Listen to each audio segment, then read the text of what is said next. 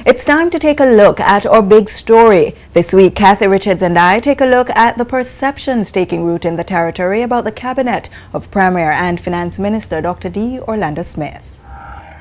The big story this week, the forced resignation of the chairman of the BVI Health Services Authority, John Klein, and how this feeds even more so into the perception across the territory that the administration of Premier and Finance Minister Dr. D. Orlando Smith is under pressure from not just outside, but from within his administration, and that he's being forced to take action to cauterize what may be a festering sore within his administration and political party. Kathy, this turn of events involving Bishop Klein took many by surprise, including Bishop Klein, yes. But for some persons, not so much, as the former BVIHSA Chairman dared to weigh into a public discourse involving the finance portfolio and the Premier and whether or not the administration's decision to invest in this runway expansion is sound. So let's begin with the take of Bishop Klein on this issue. It would be my hope that the men and women that we've elected, who I believe have good hearts and have the country at heart, they are business people, they are doctors, they are entrepreneurs, they're well-educated people. And I think we assembled a good team together and send them there to represent us. It's obviously a divided house. I would pray, honestly, that they get their act together. Getting John Klein out of the way is not going to help that. Well, Peter, Bishop himself and many others have asked the question, was this the best way to deal with this situation? Wasn't there something else you could have done to deal with me speaking out in this way? Many are also saying that the BVIHSA is at a critical stage in its advancement, a stage that Bishop Klein himself can be credited to for taking it to along with his board members. And so why such a drastic move on a situation that they feel could have been better handled?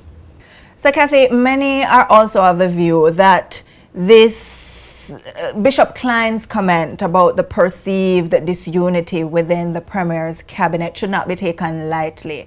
And even though the Premier, the Bishop has denied that he's a party insider to us, this feeds into not only a publicly held perception, but information coming to us from credible sources that there is some level of disunity or division within the Premier's cabinet, and that he could possibly be facing a mutiny on his hands if he doesn't figure out how to re-engage those who are feeling, left by the wayside or who are feeling left out. And so we spoke to members of the public to gauge what they're thinking on this, and this is what they told us.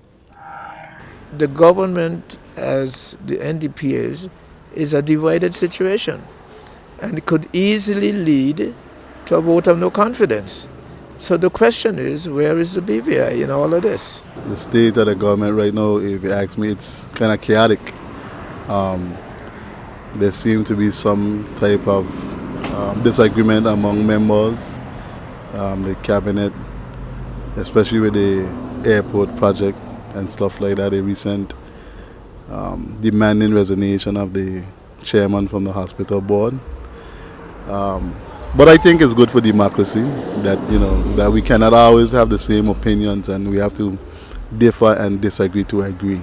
Well, we have some very tumultuous issues that are on the table. One, we're speaking about the budget, is how the finances of the country are being managed, and there's some indications that there's some real problems there from a party that made a lot of noise about the Bywater situation and spoke about locals being overlooked for foreigners. It will be interesting to see what some of the backbenchers and some of the ministers say about this Chinese project. This especially comes as it relates to the expansion of the airport runway. Particularly, that is where the division seems to be, according to what we are hearing. I love the comment that I heard from one person, which says, it's okay to disagree, to agree, but the problem comes if you don't reach a stage where you agree and this disagreement prolongs for too long. It's not those who are in cabinet or in caucus that are going to suffer, but more the persons on the outside, and that's not a healthy situation. There is talk of that division being to a 7-4 magnitude. I've spoken to quite a number of people trying to get them on camera to make comments on their personal opinion on general situations, and everybody's tying it back to what has happened to Bishop Klein.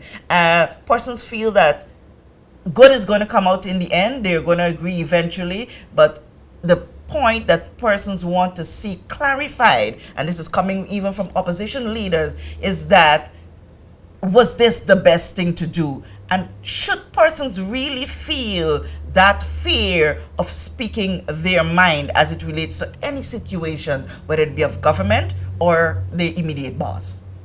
And so, Kathy, it is to be seen if the perceptions and information coming out of the administration and cabinet of the Premier regarding the disunity is indeed so, and how the Premier will go about seeking to re-engage that confidence and support that he speaks so highly of from persons in his administration.